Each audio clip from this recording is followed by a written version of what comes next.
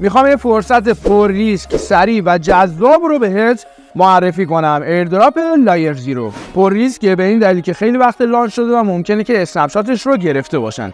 سریعه به این دلیل که ممکنه که فاصله بین هزینه‌ای که می‌کنید تا پاداشی که دریافت می‌کنید چند ماه بیشتر نباشه و جذابه به این دلیل که توکنش تایید شده است و میتونه ایردراپی بین 500 تا 1000 دلار رو بهت بده. توی این ویدیو میخوام کامل‌ترین استراتژی که باهاش میتونید توی ایردراپ لایر زیرو شرکت کنیم رو بهت آموزش بدم. فقط یک لحظه‌اش رو هم از دست نده، چرا که روند رو طوری چیدم که با فعالیتی که روی ایردراپ لایر زیرو انجام میدیم میتونیم واجد شرایط ایردراپ شبکه‌های لایه دوم هم بشیم. از طرفی هم میخوام روشی رو بهت بگم که باهاش با کمتر از $1 بیش از 50 تراکنش رو روی این شبکه ثبت کنی و از طرف دیگه هم فی و کارمزد فعالیتی که دارم انجام میدم واسه من رایگان افتاده. چجوریش رو دقیقاً توی همین ویدیو بهت آموزش میدم و بهت میگم. فقط قبل از اینکه بریم سراغ آموزش، ویدیو رو نگه دار، یه دونه لایک و یه دونه کامنت هشتگ لایر زیرو برام بذار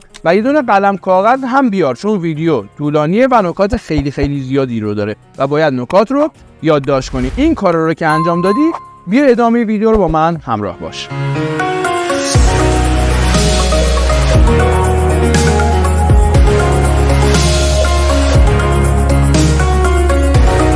قبل از اینکه بریم سراغ آموزش، یک سری نکات رو بهتون بگم. اول اینکه این پلتفرم و شبکه خیلی وقت لانچ شده و ممکنه که همین الان هم که دارم ویدیو رو ضبط میکنم اسنپ شاتش گرفته باشن، اما از اونجایی که ریسکی که میخوایم بکنیم تقریبا $10-20 و ریواردی که میخوایم به دست بیاریم بین 500 تا 1000 دلاره و ریسک به ریواردش میشه 1/20 به بالا، معقوله که این ریسک رو انجام بدیم. اما واسه شما جنبه آموزشی داره و مسئولیت ریسکی که انجام میدی و سود و ضرری که میکنی کاملا به عهده خودته. نکته دوم این که پلتفرم هایی که میخوام توی این ویدیو بهت معرفی کنم خیلی خیلی زیادن و شما توی هر حوزه نسبت به بودجه‌ای که داری چند تاش رو انتخاب کن و انجام بده. نکته بعدی که تمام این پلتفرم ها رو دارم یک جا بهت معرفی میکنم، اما تو باید اونا رو تقسیم کنی و توی 3 الی 4 روز متفاوت بیای انجامش بدی. همه رو نباید یک جا انجام بدی که یک فعالیت رباتگونه باشه. و نکته آخر هم این که همونطور که توی ویدیوی ZK Sync هم بهش اشاره کردم، این مدل ایردراپ ها دستورالعمل خاصی ندارن و با اینکه دارم یک پکیج کامل رو به ارائه میدم، ممکنه که یه جایی یه نکته رو فراموش کرده باشم که اتفاقا پروژه بیاد دست بذاره روی همون و فقط به همونا بیاد ایردراپ بده. پس شما فقط به این ویدیو بسنده نمی‌کنی و تحقیقات دیگه رو خودت انجام میدی.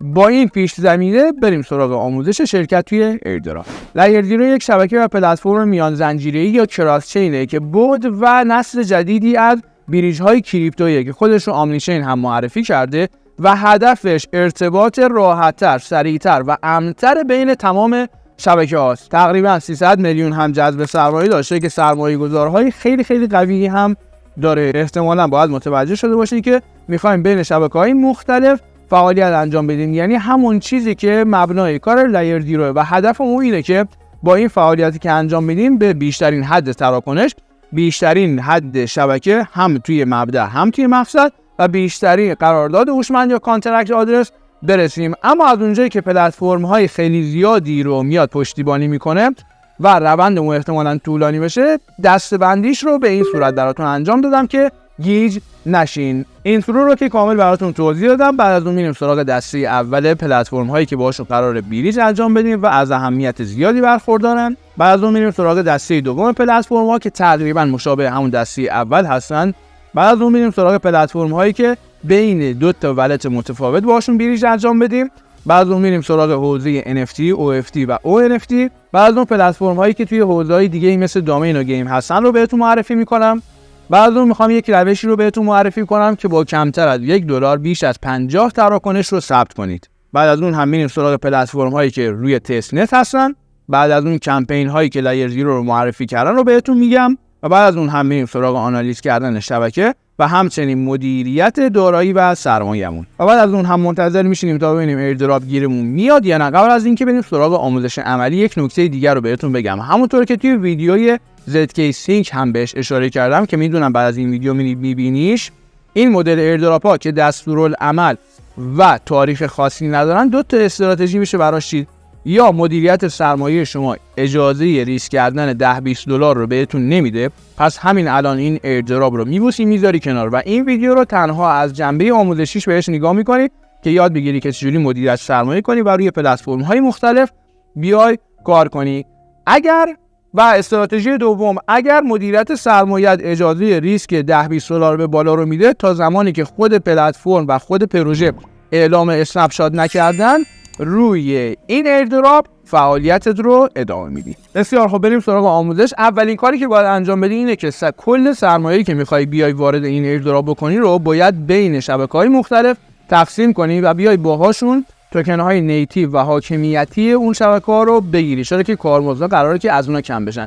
و نظرم اینه که بیای 70% رو بذاری روی شبکه‌های لایه دوم مثل آربیتروم، اپتیمیست، اسکرول، زدکیسینگ، بیس، لینا و غیره، و بیای توکن‌های حاکمیتیشون رو بگیری، مثلا اتریوم روی شبکه آربیتروم، اتریوم روی شبکه اپتیمیست، اتریوم روی شبکه زدکیسینگ و غیره، چرا که قراره که از اینا بیاد کارمزد کم بشه. و 30% رو بیای بذاری روی شبکه‌های لایه اول مثل بایننس اسمارت چین، پالیگون، آوالانچ و غیره. توکن‌های حاکمیتی اونا هم که دیگه بلدی، بایننس اسمارت چین میشه BNB، آوالانچ میشه آواکس و پالیگون هم میشه ماتیک. اولین کاری که قرار انجام بدیم اینه که بیایم روی پلتفرم استارگیت و شبکه لایر زیرو حق رأی بگیریم که برای این کار به توکن‌های STG، به استیک کردن توکن‌های STG نیاز داریم. برای خرید توکن STG میایم وارد پلتفرم سوشی سواب میشیم. ببین، از اونجایی که تعداد لینک‌های این ویدیو خیلی زیادن، همش رو میکنم داخل یه دونه PDF. لینک PDF رو برات قرار میدم. اینجا قراره که اولین تراکنش کراچینی که روی شبکه لایر زیرو تاثیر داره رو انجام بدیم. ببین، میتونی توکن STG رو بیای روی شبکه OP بخری، ولی هیچ تأثیری این سواب روی لایر زیرو نداره، چرا که از OP به OP خریدی. پس میای اینجا تیک کراچین رو روشن میکنی که از OP به یک شبکه دیگه بخری که تأثیر داشته باشه روی لایر زیرو. اینجا کیف پولت رو متصل میکنیم. من برای شبکه مبدا میام OP رو انتخاب میکنم، مقصد رو میام آربیتروم انتخاب میکنم. هیچ فرقی نداره، شما میتونی مثلا اینجا به جای OP بیای نمیدونم بیس رو انتخاب کنی به آربیتروم، بیای نمیدونم پالیگون رو انتخاب کنی به نمیدونم یه شبکه مثل BNB. میتونی از خودت خلاقیت نشون بدی و اینا رو خودت تغییرش بدی. روی شبکه OP میخوام اپتیمیسم رو بیام تبدیل کنم به STG. روی شبکه آربیتروم، حالا شما اگر OP نداری میتونی اتریوم رو بیای تبدیل کنی و تقریبا 4-5 تا توکن STG رو میخوام بخرم. الان میشه 4.3 خوبه، تقریبا میشه $2. شما میتونی نسبت به هزینه‌ت اینو کم و زیادش کنی، مثلا یه دونه بخری STG، 2 تا STG رو بخری. روی اپروو OP کلیک میکنم، یه خطا داره میده ولی خب قابل اغماضه و میتونی ردش کنی. کانتینیو، بعد روی نکست کلیک میکنم و اپروو رو میزنم. حالا که اپرووش کردم روی سواب کلیک میکنم، سواب OP for STG و روی کانفرم کلیک میکنم. خب همونطور که میبینید واسه بیریش کردن داره از پلتفرم استارگیت استفاده میکنه. پس اولین تراکنشمون رو اومدیم روی شبکه لایر زیرو زدیم. خب حالا که توکن‌های STG مون رو خریدیم، میایم وارد پلتفرم استارگیت میشیم. بعد میریم توی بخش، اینجا هم که کانکت والت رو خودتون میزنید. بعد میریم وارد بخش استیک میشیم. اینجا روی اویلیبل، روی این STG که روی شبکه آربیتروم هست کلیک میکنیم. تقریبا 4.3 توکن STG رو داریم که یک مقدارش رو میخوام که کیف پولم نگه دارم، تقریبا 3.5 تاش رو میام استیک میکنم برای مدت 12 ماه. هر چقدر این تعداد ماها بیشتر باشه، تعداد توکن VESTG که برای رأی دادن و ووت بهش نیاز داریم بیشتر دریافت میکنیم و رأیای بیشتری رو میتونیم بدیم. ببین مثلا اگر ماکسیموم بذارم میشه 3.5 تا، میذارم روی ماکسیموم مثلا چه کاریه، و بعد از اون روی کریت استیک کلیک میکنم و روی سویچ نتورک کلیک میکنم، چرا که توکن های STG روی آربیتروم هست. اینجا روی کانتینیو میزنم. حتما این قراردادی که بهتون داره میده رو با استفاده از همین پلتفرم و اکستنشن پاکت یونیورس مطالعهش بکنید. ازم میخواد که این تعداد رو اپرووش کنم، نکست، اپروو و کانفرمش میکنه و این تراکنش برام ثبت میشه و اون مقدار توکن STG رو الان اومدیم استیکش کردیم. الان اگر برگردیم توی بخش استیک و بیایم این پایین، اول که اینجا your stake، اون مقدار استیکی که انجام دادین رو بهتون نشون میده. بعد اینجا نمیشه vote on اسنپ روش کلیک میکنید، میاد وارد پلتفرم اسنپ میشه، کانکت والت رو میزنید متاماسک، بعد از اون به اسنپ استارگیت جوین میدین و میاین اونایی که اینا دیگه کلود شده، ببین مال قبله، اونایی که اکتیو هست روش کلیک میکنید و با استفاده از اون حق رأیی که دارین میاین رأی میدین. احتمال داره که این رأی گیری ها تاثیر داشته باشه. الان من چون تازه اومدم استیک کردم و این مقدار توکن VSTG رو ندارم، فعلا حق رأی ندارم. یه روز 2 روز دیگه میام ببینم که حق رأی بهم داده میشه یا نه. پس یادتون نره که حتما این کار رو باید انجام بدین. حالا که حق رأی رو گرفتیم میریم روی پلتفرم استارگیت. ببین powered by layer 0 اهمیت داره فعالیت روی پلتفرم استارگیت. میایم توی بخش مختلف دیگه‌اش هم فعالیت می‌کنیم. توی بخش فارمینگ میتونی بیای مثلا این توکن هایی که اینجا قرار داده رو بیای استیک کنی و باهاشون فارم انجام بدی که اگر مبلغ و هزینه‌ای که داری انجام میدی کمه، دیگه نیا بذار اینجا فارمش کنی که همون مبلغ رو هم نداشته باشی باهاش فعالیت کنی. این به درد کسایی می‌خوره که مبالغ بالا دارن، میان روی این ایردراپ سرمایه گذاری میکنن. یا توی بخش پول هم میتونی مثل یک استخر نقدینگی، ببین مثلا من توکن وو روی شبکه آربیتروم رو دارم، قبلا نمیدونم روی شبکه آربیتروم اومدم خریداریش کردم، روی ماکس کلیک میکنم، اپروو، روش کار رو دارم بهتون میگم و حتما نیاز نیست که توی بخش فارمینگ و پولش بیای فعالیت کنی اگر مبلغی که داری هزینه میکنی کمه. اینو فکر کنم دقیقاً مال همون زمان آربیتروم اومدیم خریدیم و این مقدار رو دارم و میخوام این رو مثلا توی پول قرارش بدم. تاییدیایی که روی کیف پول میاد رو انجام میدم و این مقدار توکن وویی که از قبل داشتم رو اومدم اینجا توی استخر نقدینگی قرارش دادم.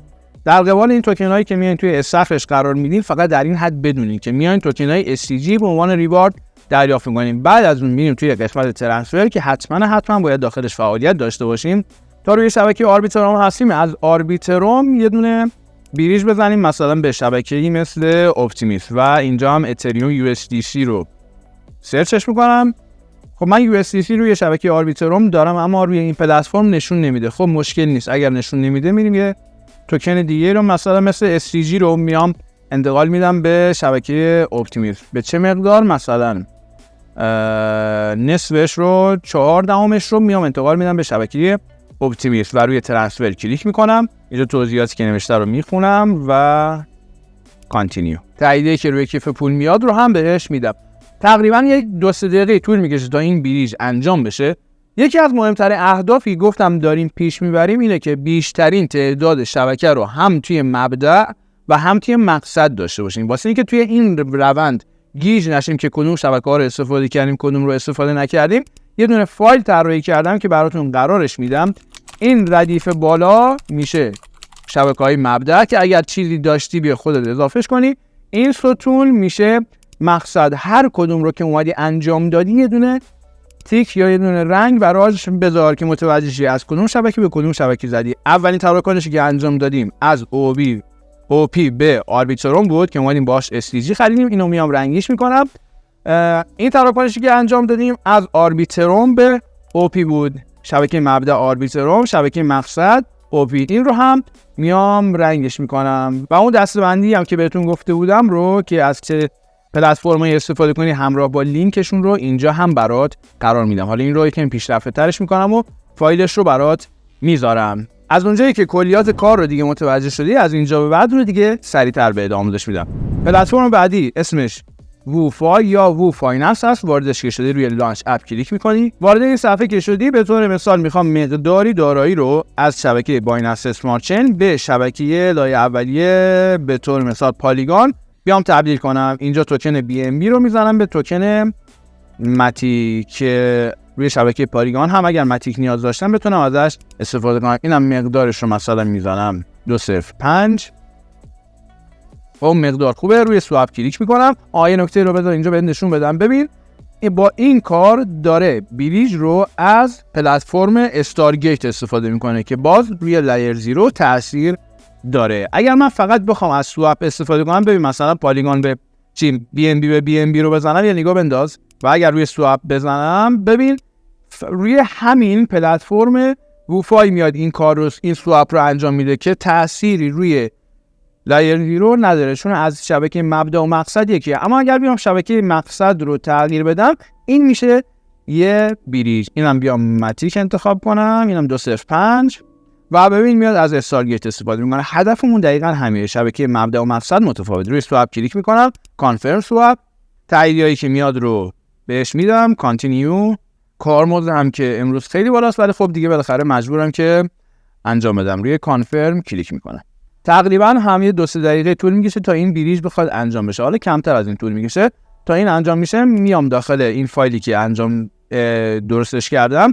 گفتم مبدا بایننس اسمارت چین، مقصدمون پالیگان بود. پالیگان رو پیدا میکنم میشه این. اینجا رو هم میام رنگیش میکنم. خب اینا از این تراکنش. این دیگه کلوز. اینجا دیگه یاد گرفتین چجوری با ازش استفاده کنیم. بعدن بیاین تراکنش‌های متفاوت دیگه ای هم بزنین. مثلا از آربیتروم نمیدونم از آوالانش بزنین به آربیتروم، از نمیدونم اپتیمیست بزنین به پالیگان زد که ای وی و غیره. بیاین این کار رو خودتون انجام بدین. پلتفرم بعدی که میخوام بهتون معرفی کنم تریدر جوی هست که میخوام بیام روی شبکه، ببین اینجا آربیتروم، اینم میام شبکه رو تغییرش میدم به شبکه آربیتروم، میام وارد قسمت تریدش میشم. میخوام با استفاده از اتریوم هایی که دارم بیام مقداری توکن جوی رو خریداری کنم که اینجا میام ایمپورتش میکنم. هر کدوم از این توکن هایی که من دارم سرچ میکنم رو اگر شما توی این پلتفرم نداشتی میای وارد کوین مارکت کپ میشی، اینجا توکن رو سرچش میکنی، به طور مثال جویی این رو براتون میاره. وارد این صفحه که شدی میای پایین، اینجا کانترکت آدرسش رو روی شبکه‌های مختلف برات قرار داده. مثلا من میخوام روی شبکه آربیتروم خریداریش کنم، میام این کانترکت آدرس رو کپی میکنم، اینجا به جایی که سرچش کنم اون کانترکت آدرس رو ببین اینجا کپی نشد، یه بار دیگه کانترکت آدرسش رو پیست میکنم و توکن رو براتون میاره. حالا مثلا با استفاده از این ETH که دارم یا مثلا با استفاده از آربیترومی که دارم یه دونش رو تبدیل میکنم به توکن جوی. یه دونش زیاده، نصف نیم تا آربیتروم رو میام تبدیل میکنم به توکن جوی. شما میتونین به جای مثلا آربیتروم از اتریوم استفاده کنید یا مثلا بذار از USD کوین استفاده کنید. مثلا چه کاریه؟ میام $0.5 رو تبدیل میکنم به توکن جوی. روی اپروو USDC کلیک میکنم، کانتینیو. میگم باید خلاقیت داشته باشین نسبت به توکن و سرمایه‌ای که دارین یا این توکن ها رو خودتون تغییرش بدین. تاییدیایی که روی که فول میاد رو بهش میدم، اپروو. بعد از اون روی سواب کلیک میکنم و کانتینیو.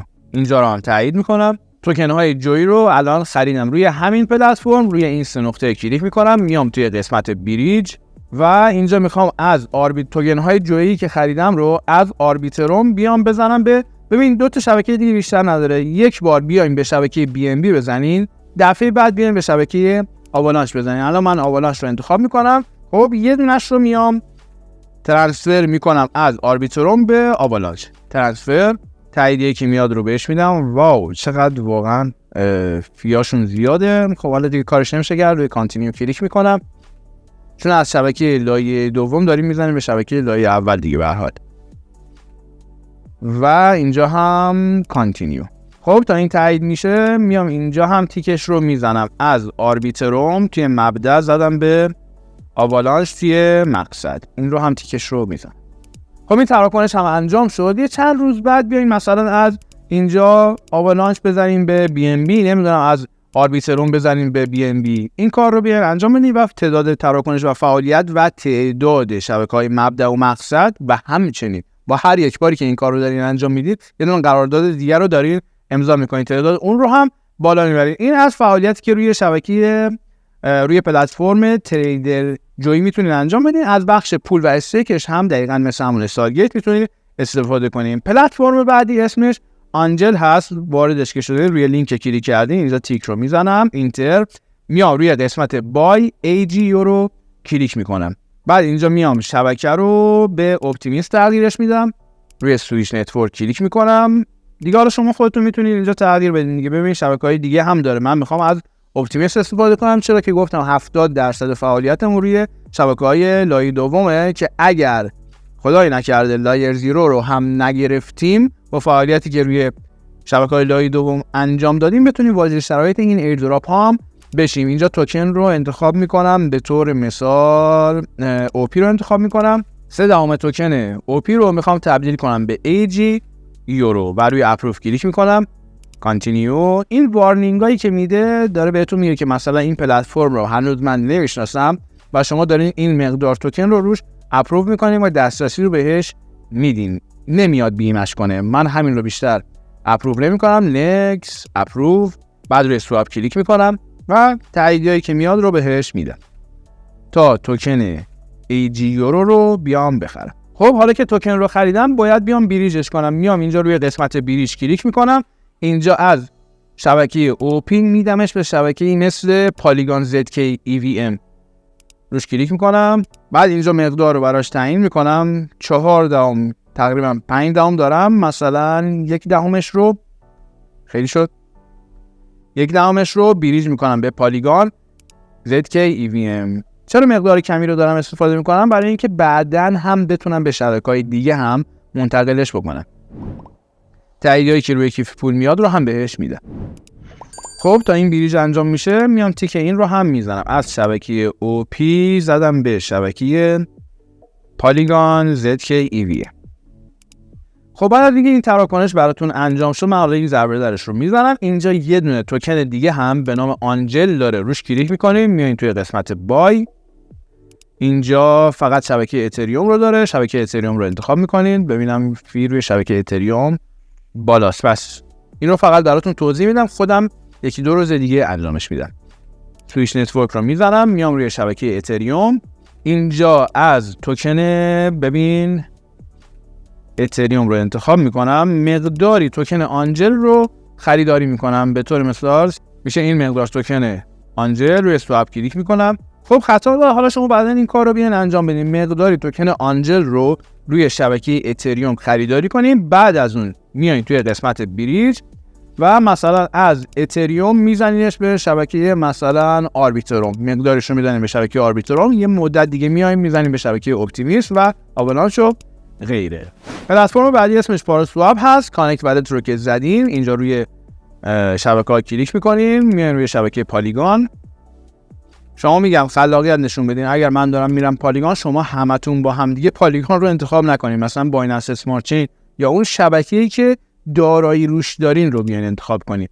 بعد از اون میام اینجا توی کوین مارکت کپ، اینجا توکن فیوز رو سرچش میکنم. فیوز، اینجا کانترکت آدرسش رو برمی‌دارم. ببین روی شبکه‌های مختلف هست. کانترکت آدرس پالیگان رو کپی میکنم، میام توی پاراسواب، مقداری ماتیک رو میخوام تبدیل کنم به توکن فیوز.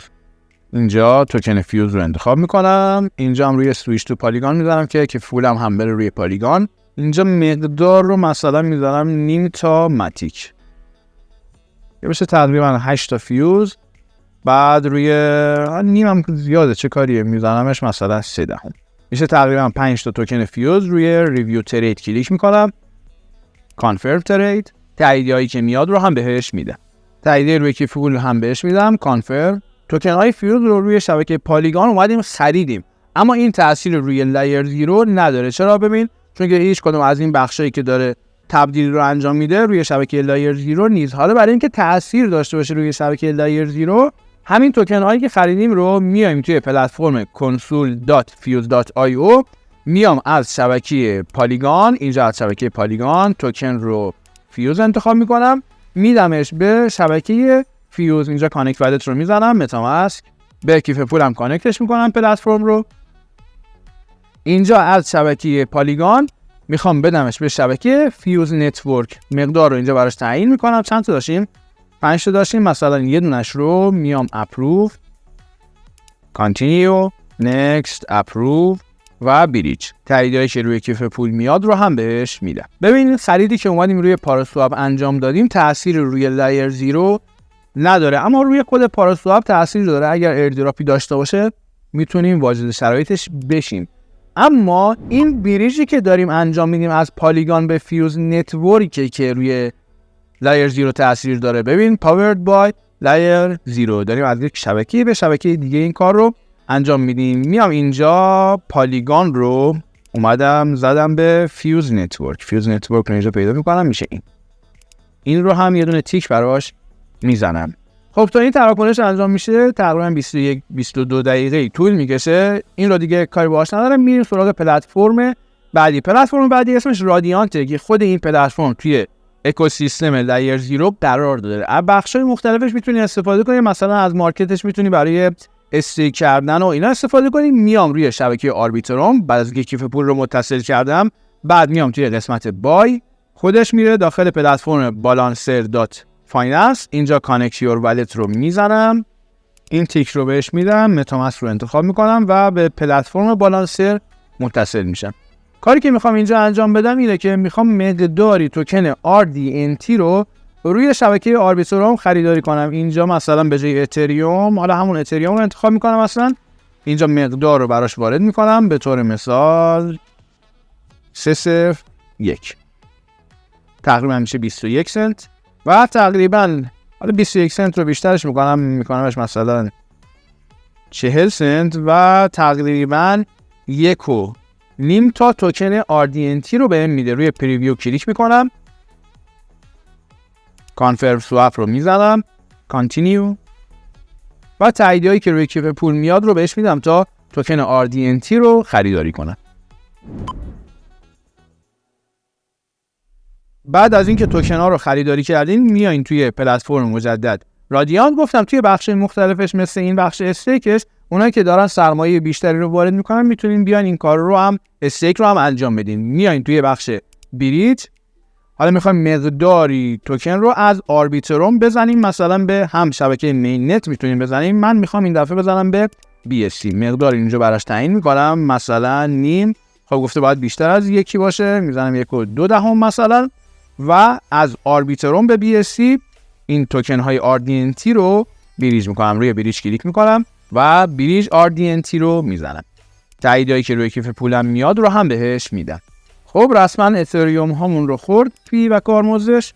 میگم شما نیازیست همه این کارهایی که من انجام میدم رو بیاین انجام بدین. تعدادیش رو بستگی به بودجه‌ای که دارین بیاین انجام بدین. تا الان فکر کنم $4-5 اومده اتریوم روی شبکه آربیتروم استفاده کرده. بریم یکم آربیتروم تبدیل کنیم به اتریوم روی شبکه آربیتروم. خب مجدد رفتم اتریوم خریدم، حالا میام روی بریج RDNT کلیک میکنم و اینجا روی بریج RDNT مجدد کلیک میکنم و تاییدیایی که میاد رو هم بهش میدم، کانفرم. تا این تایید میشه اومدیم چیکار کردیم؟ خب چقدر زود تایید شد. اومدیم از این دفعه آربیتروم زدیم به BSC، به اینجا این تیک رو هم فعال میکنه. خب کار بعدی که میخوام انجام بدم اینه که بیام مقداری توکن میم رو بیام بریج کنم به شبکه‌های مختلف. توکن میم رو میام داخل کوین مارکت کپ سرچش میکنم، ببین ماجیک اینترنت مانی، میام این رو سرچش میکنم که یک استیبل کوین روی شبکه لایر زیرو هست. کانترکت آدرسش رو روی شبکه آربیتروم برمیدارم، کپیش میکنم، میام توی پلتفرم بوفای، این رو میذارم روی پالیگان شبکه مبدأ رو و مقصد رو میذارم مثلا روی آربیتروم و اینجا توکن میم رو یا سرچش میکنم، اگر نبود کانترکت آدرسش رو کپی کردیم و پیستش میکنیم. ببین پیست و توکن میم رو براتون میاره. اینجا مبلغ رو براش تعیین میکنم، به طور مثال میذارم 1.5 توکن ماتیک رو میخوام تبدیل کنم به توکن میم روی شبکه آربیتروم. ببین از اونجایی که دارم بریج بین شبکه میزنم داره از استارگیت استفاده میکنه و باز هم این خرید توکن میم روی پروژه و شبکه لایر زیرو تاثیر داره. تاییدیایی که روی کیف پولم میاد رو بهش میدم، اینجا رو هم کانفرم میکنم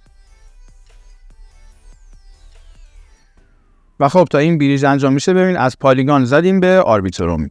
میام اینجا از پالیگان به آربیتروم میشه همین اولیه، این رو هم تیک میدم. تقریبا یه 20 دقیقه طول میکشه، خیلی کمتر، تا بخواد این بریج رو برای من انجام بده. حالا تا این تایید میشه میرین توی پلتفرم بعدی. بعضی که تاییدش رو گرفتین، بعضی که وارد این پلتفرم شدین روی کانکت والت میزنید، اینجا متامسکتون رو متصل میکنید. اسم پلتفرم آبرا کادابرا است که یک پلتفرم لندینگ، میتونین بیان داخلش استیک انجام بدین، وام بگیرین و وامتون رو پس بدید. اما کاری که ما میخوایم انجام بدیم اینه که بیایم روی تولز کلیک کنیم، بعد روی قسمت بیم بزنید. وارد این صفحه که شدین شبکه رو میذارین روی آربیتروم. چرا؟ چون ما توکن های میم رو روی شبکه آربیتروم داریم دیگه. ببین از اینجا اومدیم از پالیگان زدیم به شبکه آربیتروم. اینجا آربیتروم رو انتخاب میکنی، اینجوری آربیتروم رو انتخاب میکنی. حالا من این رو نیاز به تاییدش ندارم چون این رو میخوام بعداً انجام بدم، هنوز این تاییدیش نیومده.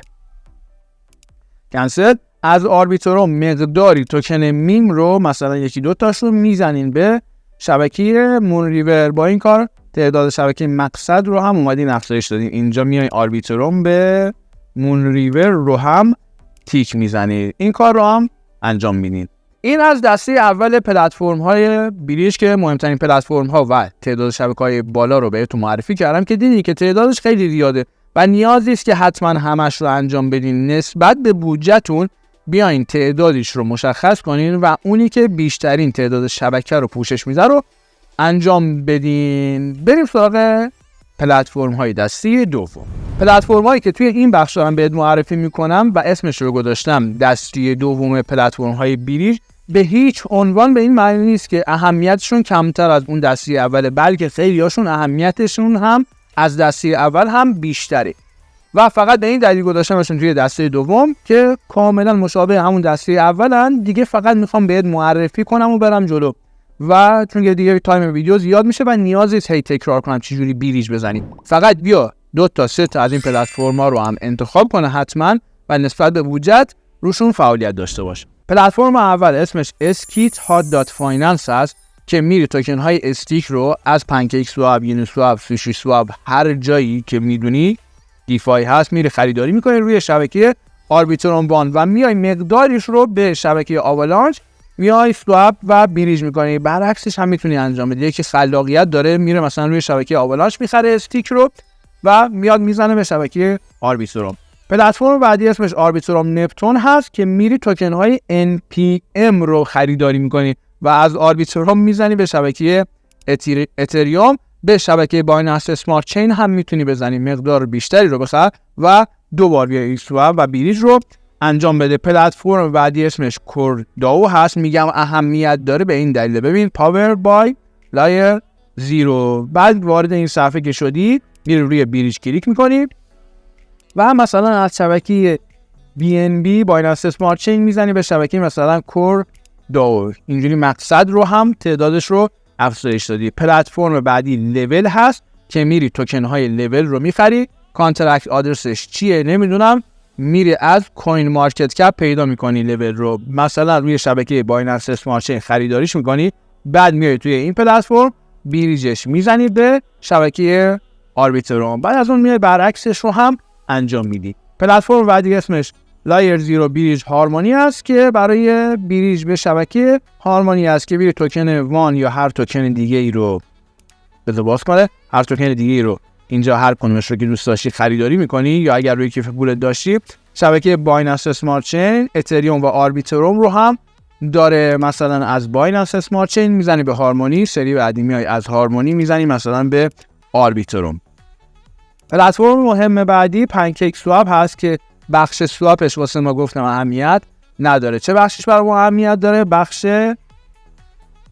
اینجا روی ترید وای میسی و میری توی بخش بریج، اینجاست که واسه ما اهمیت داره. این سوابه که به درد ما نمیخوره. میای توی بخش بریج و توکن کیک رو از یک شبکه به شبکه دیگر میای بریج میزنی. پلتفرم بعدی اسمش جامپر هست که حتما روش فعالیت داشته باشید. توی این پلتفرم هم میتونید از شبکه‌های مختلف به شبکه دیگه‌ای بیاین این کار بریج رو انجام بدین. پلتفرم بعدی متیس هست، اینم پاور بای لایر 0 هست. حالا اینجا نزده. میای توکن های متیس رو خریداری میکنی روی یه دونه دیفای و مثلا از اتریوم میدی به شبکه آندرومدا. چرا این خوبه؟ چون که شبکه مقصد رو اومدیم از این طریق افزایش دادیم. تستنت هم داره، میتونی روی تستنتش هم فعالیت کنی. پلتفرم بعدی اومنی BTC هست، بازم میتونی از کراس چینش استفاده کنی. آن چین فقط روی یک شبکه، از شما روی مثلا شبکه اپتیمیس اتریوم رو میای به OP تبدیل میکنی که این تأثیری نداره روی لایر 0. اگر بیای روی کراس چین این دیگه تأثیر داره، از یک شبکه به شبکه دیگه بریج میزنی. بعدی هم ماگن فایننس هست که میتونی مثلا از آربیتروم وان بیای مثلا به پالیگان، آوالانچ و بایننس اسمارت چین بریج رو انجام بدی. پلتفرم بعدی هش فالو هست، اینم دقیقاً شبیه به هموناست. و پلتفرم بعدی هم ایپ هست که داخلش میری استیک انجام میدی. اگر بخش استارگیتش رو بیای انتخاب کنی، روی پلتفرم استارگیت انجام میده و روی شبکه و پلتفرم لایر زیرو تاثیر داره. این از پلتفرم هایی که توی دسته دوم قرار گرفته. خودم به شخص قطعاً این لول و کور و استیک رو انجام خواهم داد. بریم سراغ دسته بعدی. پلتفرم هایی که توی این بخش میخوام بهت معرفی کنم از دو جهت اهمیت داره. اول این که روی 2 تا کیف پول متفاوت داره انجام میشه و دوم این که توی سایت خود لایر زیرو دات نتورک هم بهشون اشاره شده. دقیقاً دارم همین این بریجایی که اینجا نوشته رو میخوام بهت آموزش بدم. اولیش سایت بیت کوین بریج دات نتورک. واردش که شدی میای روی getbtc.b کلیک میکنی. وارد پلتفرم کور که شدی، اینجا کیف پولت رو متصل میکنی، میای توی بخش سواب، سویچ تو آوالانچ نتورک رو میزنی. اینجا بالا آواکس رو انتخاب میکنی، پایین میزنی BTC بیت کوین بریج. بیت کوین قابلیت بریج شده با قابلیت بریج روی شبکه آوالانچ. مقدار رو براش تعیین میکنی. به طور مثال من میزنم 500 آواکس و روی سواب کلیک میکنم. تاییدیه که روی کیف پولم میاد رو هم انجام میدم، کانفرم. بعد از اینکه توکن رو خریدین برمیگردین به بیت کوین بریج دات نتورک و گو تو ترانسفر رو میزنید. وارد این سایت که شدید روی کانکت والت کلیک میکنید. اینجا باید 2 تا کیف پول رو بهش متصل کنیم، یک کیف پول EVM و یک کیف پولی که روی شبکه آپتوس باشه. EVM رو من متاماسک رو انتخاب میکنم و آپتوس رو حالا هر کدوم که شما دارین. من مارتیان رو دارم، روی مارتیان کلیک میکنم. اینجا مقدار توکن BTC که خرید کردم رو از شبکه آوالانچ به شبکه آپتوس میام بریج میزنم، روی ترانسفر کلیک میکنم. تاییدیه که روی کیف پول مارتیان برام میاد رو بهش میدم، اپروو. مقدار خیلی کمی داره، فی از آپتوس کم میکنه. یعنی شما باید توکن APT رو روی کیف پول مارتیانتون داشته باشین. یک مقدار خیلی کمی داشته باشین کارتون انجام میشه. یه تاییدیه اومد روی کیف پول مارتیان، یه تاییدیه هم میاد روی کیف پول متاماسک، اپرووش میکنم و تاییدیه بریج رو هم میام انجام میدم، کانفرم. خب رفت حالت پندینگ، صبر میکنیم تا این ثانیه تموم بشه. احتمالا یه دونه کلیم داشته باشه. بعد از اینکه بریج انجام شد یه دونه کلیم هم داره، روی دکمه کلیم کلیک میکنید. البته نیاز به اون کلیمه دیگه نداره، خودش اتوماتیک انجام میشه، چون که موقعی که می‌خواستم اپروو کنم خطا داد و اگر کیف پول مارتیان رو باز کنم الان می‌بینم که این مقدار توکن اومده به کیف پولم نشسته. بعد از مدتی میتونی این کار رو برعکسش رو هم بیای انجام بدی. من میام این رو برعکسش میکنم، مقدار توکنی که روی آپتوس دارم رو میام منتقل میکنم مجدد حالا به آوالانچ یا مثلا ماتیک یا هر جای دیگه. اما این رو باید در نظر بگیری که این ترانسفر برعکسه، یعنی از آپتوس به شبکه‌های دیگه یک مدتی طول میکشه، تقریبا 1-2 روز طول میکشه. بریم سراغ پلتفرم بعدی. پلتفرم بعدی اسمش The Aptos Bridge هست که قبل از اینکه این کارو انجام بدیم من این فایل رو هم باز میکنم. اومدم از آوالانچ، اینجا آوالانچ به شبکه آپتوس اومدم منتقل کردم. این رو هم میام رنگیش میکنم. اوکی، وارد The Aptos Bridge که شدیم اینجا کیف پول EVM و همچنین کیف پول آپتوستون رو متصل میکنه که من مارتیان رو مجدد متصل کردم. بعد میایین توی این قسمت، اینجا بالا شبکه رو نوشته، پایین توکن رو براتون نوشته. به طور مثال میخوام از شبکه مثلا اپتیمیس USDC از شبکه اپتیمیس اینجا کیف پول رو میبرم روی اپتیمیس، اینجا OP رو انتخاب میکنم، مقدار رو اینجا براش تعیین میکنم. به طور مثال 1.5 USDC میخوام بذارم به شبکه آپتوس، روی ترانسفر کلیک میکنم. تاییدیه که روی کیف پول مارتیان میاد رو بهش میدم، اپروو. بعد از اون تاییدیه که روی کیف پول متاماسک هم میاد رو بهش میدم. این USDC ها رو اول بعد اپرووشون کنیم و تاییدیه بریج رو هم بهش میدم و اینم کانفرم. خب تقریبا 1-2 دقیقه طول میکشه تا این بریج انجام بشه. صبر میکنیم تا از حالت پندینگ در بیاد. تا این از حالت پندینگ در میاد من اینجا رو هم مشخص میکنم، از OP زدم به آپتوس. خب این تراکنش هم انجام شد، روی حالت فینیشینگ هست. به نظرم داره خودش کلیم رو انجام میده، چون قبلا نیاز به کلیم کردن داشت، اما همونطور که نگاه میکنید توی کیف پول اومده به کیف پولمون نشسته و همونطور که می‌بینید بغلش قشنگ توی پرانتز نوشته لایر 0. اهمیت داره این کار رو حتما انجام بدید. 1-2 روز دیگه بیاین برعکسش رو هم انجام بدین، یعنی از شبکه آپتوس بزنیم به شبکه‌های دیگه مثلا اپتیمیسم و غیره. اما توجه داشته باشین که اگر از آپتوس بخوایم بزنیم به شبکه‌های دیگه تقریبا 1-2 روز طول میکشه، پس نگران نباشین اگر به کیف پولتون ننشست. بریم سراغ پلتفرم بعدی که اسمش پانتم هست. من میخوام روی این پلتفرم از کیف پول خودش استفاده کنم. میتونم از کیف پول مارتیان هم استفاده کنم، اما واسه اینکه تعداد کیف پولام زیاد بشه میخوام از کیف پول پانتم استفاده کنم که ندارمش. اگر شما مثل من ندارینش، وارد این صفحه که شدین روی پانتم والت کلیک کنید. وارد صفحه اکستنشن که شدین اد تو کروم رو بزنید، اد اکستنشن. خب تا این اکستنشن نصب میشه ببین اینم کامپلیت شد. به همین راحتی دیگه اون کلیم هم نمیخواست. این فینیشینگی که میزنه خودش داره کلیم رو انجام میده. بذار برعکسش میدم، اون پیغام میده. خب این کار انجام شد. 1-2 روز دیگه میام برعکسش رو هم انجام میدم. از آپتوس میزنم به اپتیمیسم یا آربیترو. برمیگردیم اینجا. ساخت کیف پول خیلی راحته. ببین این ویدیو چقدر پرباره، یعنی اگر ایردراپش هم نگیری ببین چه نکات ریزی رو دارم بهت میگم. نحوه نصب کیف پول اکستنشن همشون شبیه به همینه. قبلا اگر کیف پولی رو داشته باشی میای اینجا ایمپورتش میکنی، اگر نداشتی میای کریت والت رو میزنی اینجا، براش پسورد رو انتخاب میکنی، تکرار پسورد رو هم میزنی، این تیک رو میزنی و روی کریت کلیک میکنی. میتونی اپس رو هم نصب کنی. من نکست رو میزنم، اینجا هم فینیش رو میزنم. به همین راحتی کیف پولت نصب میشه. برمیگردی حالا اینجا که رسیدی باید این 12 حرف رو بیای برش داری. حتما میای اینجا نمیشه پلیز کانفرم مینیمونیک و روی ریزالو کلیک میکنی. اینجا 12 حرفی که بهت داده رو کپی میکنی، روی آی سیو میزنی و کانتینیو. بعد اینجا ازت میخواد که اینا رو پر کنی. بعد اینجا به ترتیب اونایی که ازت خواسته رو براشون قرار میدی. مثلا شماره 10 و 11 رو گفته وارد کن. بعد از اینکه وارد کردی روی کانتینیو کلیک میکنی.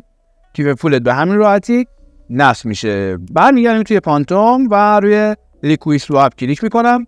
اینجا خیلی راحت میتونی بیای روی کانکت والت کلیک کنی. ببین اینجا ازت خواسته که پانتوم رو انتخاب کنی یا مارتیان رو هم اگر داشتی میتونی انتخاب کنی. من چون پلتفرم خود پانتوم هست از کیف پول خودش ترجیح دادم که استفاده کنم. روی پانتوم کلیک میکنم، پانتوم و کانکت والت رو میزنم، کانتینیو کانکت. سرعتش هم اتفاقا خیلی زیاده. بعد میام اینجا که قسمت سوار بشه کاری باهاش نداریم، میریم توی قسمت بریج. توی قسمت بریج اینجا روی کانکت کلیک میکنی، متاماسک رو کانکتش میکنی و همچنین اینجا برای شبکه آپتوس هم پانتم یا مارتیان رو انتخاب میکنی. من پانتم رو نصب کردم، کانکت. بعد میام اینجا روی توکن کلیک میکنم. میخوام این دفعه از پالیگان بزنم به شبکه آپتوس. کیف پولم رو هم روی پالیگان قرار میدم، پالیگان مین نت. اینجا مقدار رو براش تعیین میکنم، مثلا یه دونه USDT بیا بزن به شبکه آپتوس. 2000 years later. خب واسه تاییدیه این تراکنش ماتیک نداشتم روی شبکه پالیگان، رفتم از سوشی سواب خرید کردم، مجدد یعنی سواب زدم. بعد میام مجدد این کار رو انجام میدم. حالا میام اینجا یک رو میزنم، روی کانکت کلیک میکنم، اینجا پانتم رو انتخاب میکنم و USDT از شبکه پالیگان میخوام بدم به شبکه آپتوس روی کیف پول پانتم. شما اگر مارتیان داشته باشین مارتیان رو بزنید. اینجا روی ترانسفر کلیک میکنم، اینجا یک نکست اپروو و این رو هم کانفرمش. ببین اینجا یه پیغام داده که don't forget to claim. احتمالا این سایت به کلیم هم نیاز داره. ببین 21 دقیقه دیگه این سواب انجام میشه، باید بیام کلیم رو انجام بدم. این خودش این پیغام رو داده به صورت اتوماتیک، کلیمش نمیکنه. ببین پاور بای لایر 0 هم پس حتما روی این سایت هم فعالیت داشته باشین. 1-2 روز دیگه هم بیاین برعکسش رو هم انجام بدین. و خب این نکته رو هم توجه داشته باشین دیگه، وقتی میخواین از آپتوس بزنین به شبکه‌های دیگه نیاز به توکن APT که توکن نیتیو آپتوس هست دارین. روی این کیف پول پانتم یا مارتیان باید APT رو داشته باشین که کارمزد ازش کم بشه. خب دیگه نیاز نیست 21 دقیقه وایسم، بعدن میام اینجا کلیم رو انجام میدم.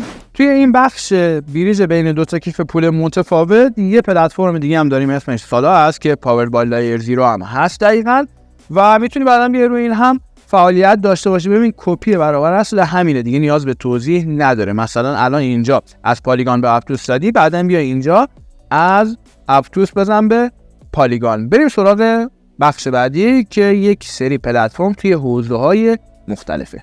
توی این بخش پلتفرم‌های خیلی زیادی رو داریم که هر کدومش مربوط به حوزه‌های مختلفی میشه. مثلا مربوط به حوزه ترید میشه، مربوط به حوزه خرید دامین و غیره میشه که میتونی ازشون استفاده کنی. یکی از مهمتریناش پندل هست که من خودم قطعا ازش استفاده میکنم. میام روی شبکه آربیتروم، بعد میتونی از اینجا کسب درآمد هم داشته باشی. واسه کسایی که حرفه‌ای هستن میتونن ازش استفاده کنن. یه بخش ادویکیشن داره، میتونی بریم توضیحات رو بخونی، توضیحات خیلی زیادی داره.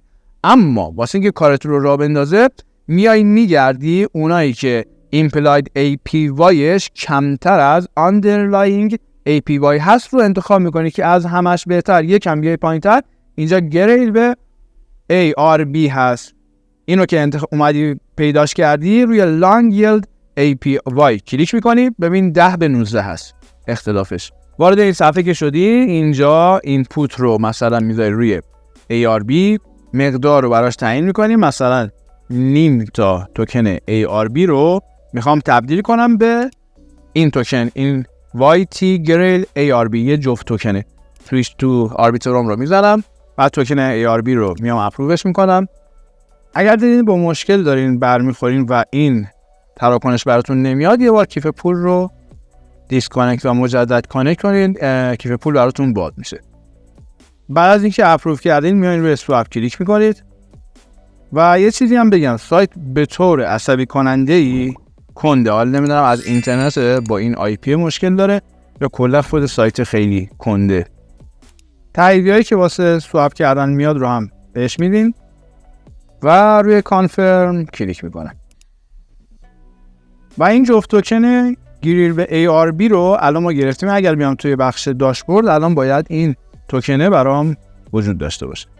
خب همونطور که می‌بینید این جفت توکن رو ما اومدیم خرید. یک جور ترید باینری هست که اگر بیام بهش علاقه داشته باشین میتونین بیاین توی همین بخش ادویکیشن در موردش تحقیق کنین. اما برای این بخش لایر زیرو در همین حد کافیه. همین مسیری که بهتون گفتم رو طی کنین. هر از گاهی هم میتونین بیاین اینجا کلیم کنین و اون سودی که گرفتین رو دریافت کنید. خب تا کار روی این پلتفرم پندل تموم شد، این کلیمش هم باز شد. پندل رو به این دلیل معرفی کردم که روی اکوسیستم لایر زیرو هست و بد نیست یه فعالیتی روش داشته باشیم. این پانتومه، میایم کلیم رو میزنیم. تاییدیه که روی کیف پولت هم میاد رو هم انجام بده. ببین به مقدار توکن APT نیازه، پس اگر روی مثلا مارتیان داری یک مقدار خیلی کمی رو بیا به پانتم هم انتقال بده و روی کانفرم کلیک میکنم و این تراکنش هم کامپلیت میشه و کامل میشه. پلتفرم های بعدی توی حوزه خرید دامین هستن که اینو اگر داری هزینه زیادی رو انجام میدی بیا انجام بده. از مهمتریناش lz.domain هست که powered by لایر زیرو هست، کلا مال خود لایر زیرو هست. میتونی بیای اینجا وارد کنی نیمی که میخوای رو و گفته اگر بیشتر از 5 کاراکتر باشه $5، اگر 4 کاراکتر باشه $30، اگر 3 کاراکتر باشه $100 باید هزینه کنی. حالا میتونی کمترینش رو انتخاب کنی، از $5 به بالا باشه و بیا این رو روی شبکه اتریوم میخری. این از اولیش. اینجا خیلی راحته، میای مثلا میذاری اینجا ببین ویرا اینوست، بعد ریجیستر رو میزنی. فقط در حد آموزش میخوام بهتون بگم، چون از 5 کاراکتر به بالا هست میاد $5 رو از من کم میکنه و این دومین رو در قالب NFT به هم میده که میتونم روی همه شبکه ها ازش، روی تمام این شبکه ها ازش استفاده کنم. این از اولی. پلتفرم بعدی رو میتونی روی ZK Sync هم ازش استفاده کنی. ببین میای اینجا روی ZK Sync مین نت رو ببینم داری یا نه.